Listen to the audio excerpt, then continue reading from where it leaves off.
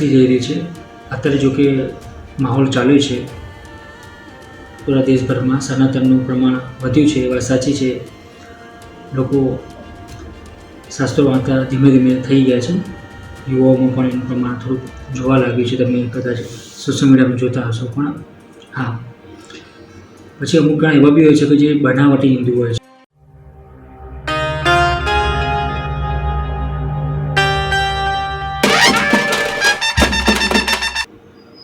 દરેકને સૌથી પહેલાં તો જય શ્રી કૃષ્ણ, જય શ્રી રામ।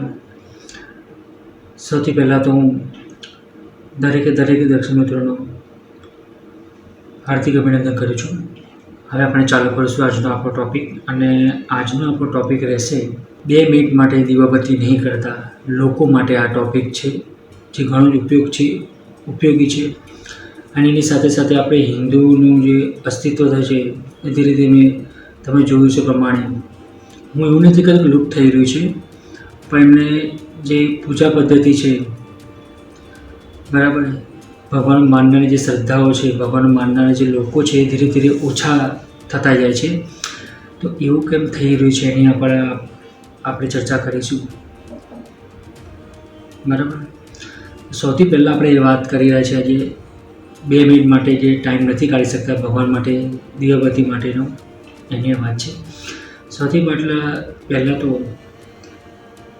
હું એવું કહીશ કે જો 2 મિનિટનો ટાઈમ ભલે ના કાઢી શકતા કે 2 મિનિટ માટે ભલે અગરબત્તી કે દીવાબત્તી ના કરી શકતા હોય, પણ જો પૂરા દિવસમાં 10 વાર કે તેથી વધુ, અથવા ભલે 5 વાર કે ભલે દિવસમાં 1 વાર સારી રીતના જો નામ લેતા હોય તો સૌથી શ્રેષ્ઠ બાબત છે। તો પછી કંઈ વાંધો નથી। પણ તમે નોકરી કે ધંધાની આડમાં કે ભાઈ હું મારો પેલા ધંધો સંભાળીશ, કે પહેલાં મારો નોકરીનો ટાઈમ સંભાળીશ, એને ધ્યાનમાં રાખીને એ કામ પહેલાં કરતા હોય, અને પછી દીવાબત્તી માટે કે અગરબત્તી માટે 2 મિનિટ માટે પણ ટાઈમ ના કાઢી શકતા હોય તો એ ખોટું છે। કેમ કે ભગવાને તમને સમજી વિચારીને ઘણા યુગો પછી, ઘણા વર્ષો પછી આપણે માણસનો જન્મ થતો હોય છે, માણસને એવી બુદ્ધિ આવતી હોય છે કે આપણે પૂજા કરીએ, આપણે દાન કરીએ, આપણે સેવા કરીએ, આપણે કોઈની મદદ કરીએ, એવા વિચારો માણસની અવતારોમાં જ આવતા હોય છે વધારે તો હું માનું ત્યાં સુધી દરેકે 2 મિનિટ માટે તો ભગવાનને ટાઈમ આપવો જોઈએ, બરાબર। આજે તમે 2 મિનિટ માટે ટાઈમ આપશો તો ભગવાન તમને ત્યાંથી 4 મિનિટ આપશે, બરાબર। હા, પણ એવું ના હોય પછી કે 2 મિનિટ તમે ભગવાન દીવાબત્તી કરો અને આખો દિવસ ગાળો બોલો, જુઠ્ઠું બોલો, કે કોઈના માટે ગમે તે કંઈ બોલો, આલફેલ બોલો, એ પણ ખોટું છે। એના કરતાં હું માનું કે દિવસમાં ભલે 1 વાર નામ લો, પણ સારી રીતના નામ લો, અને જે ખરાબ જે કામો છે દિવસભરના જે થતા હોય એની જે સંખ્યા 0 કરો, આવો વિચાર કરો, બરાબર। અને જે લોકો નથી ટાઈમ કાઢી શકતા એ લોકોને ખાસ મારે કહેવાનું કે લોકો ટાઈમ કાઢે ભગવાન માટે। આ ઘણો જ અમૂલ્ય ભગવાને આપણે માણસનો જન્મ આપ્યો છે, તેનું આપણે મૂલ્ય સમજીને આપણે આ કામ કરવું જોઈએ। એની સાથે સાથે એ પણ વાત કરું કે હિન્દુ ધર્મમાં અત્યારે શ્રદ્ધા રાખીને જે ભક્તિ કરતા હોય છે એની સંખ્યા જે દિવસે દિવસે ઘટતી જઈ રહી છે। અત્યારે જો કે માહોલ ચાલુ છે, પૂરા દેશભરમાં સનાતનનું પ્રમાણ વધ્યું છે, એ વાત સાચી છે। લોકો શાસ્ત્રો વાંચતા ધીમે ધીમે થઈ ગયા છે।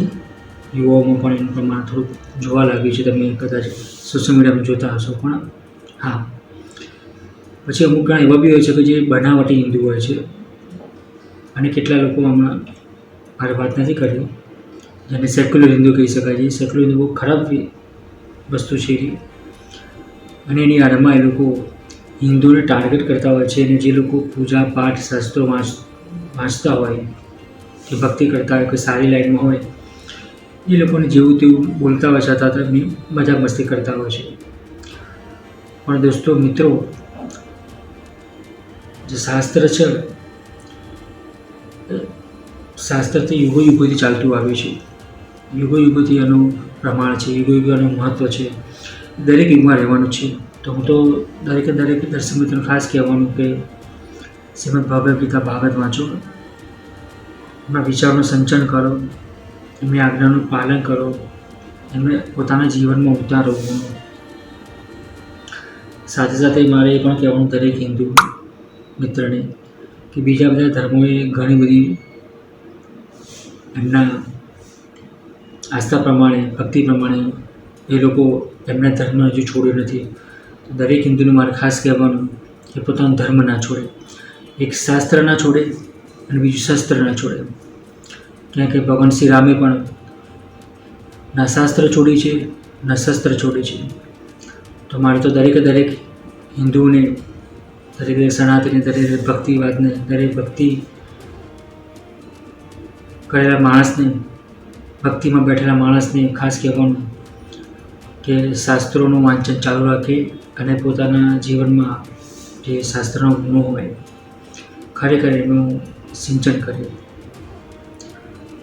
અને જે લોકો પૂજાપાઠ નથી કરી શકતા હોય એ લોકો થોડોક ટાઈમ કાઢે. ખરેખર ટાઈમ કાઢવા જેવું છે. જિંદગી ક્યાં જતી રહેશે ખબર નહીં પડે. પછી જવાનીમાં જ ભક્તિ કરવાની.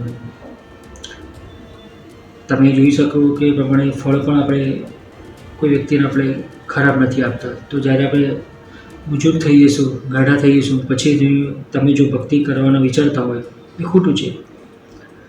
તમે ખરાબ જો ફળ કોઈને આપી શકતા નથી કોઈ વ્યક્તિને, કેમ કે તો બગડેલું છે. એ ખાવાથી શરીર બગડે, રોગ થાય એવું વિચારતા હોય તો પછી જો તમે જો ગહેરા થઈ જાઓ પછી વિચારતા હોય કે ભક્તિ કરીએ તો પછી એવું શરીર શું કામનું? એના કરતાં જવાનીમાં જ ભક્તિ કરવી જોઈએ. જ્યારે શરીર ચાલતું હોય ત્યારે જ, આખરી કસોટીના ત્યારે જ ભક્તિ કરી લેવાની. પછી તો શરીરની ભક્તિ થશે.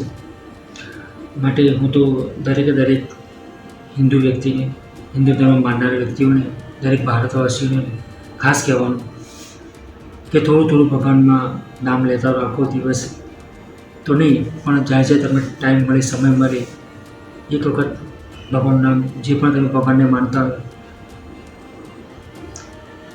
તેમનું નામ ચોક્કસ લો. બરાબર? તો આજનો જો આપણો ટૉપિક હતો ભગવાનનું નામ લેવાનું. ભલે થોડીક મિનિટ માટે પણ ચોક્કસ ભગવાનનું નામ લેવું જ જોઈએ આ કાર્યકાળમાં. બરાબર? મળે પછી નવા વિડીયોમાં. ત્યાં સુધી દરેક મિત્રોને જય શ્રી કૃષ્ણ.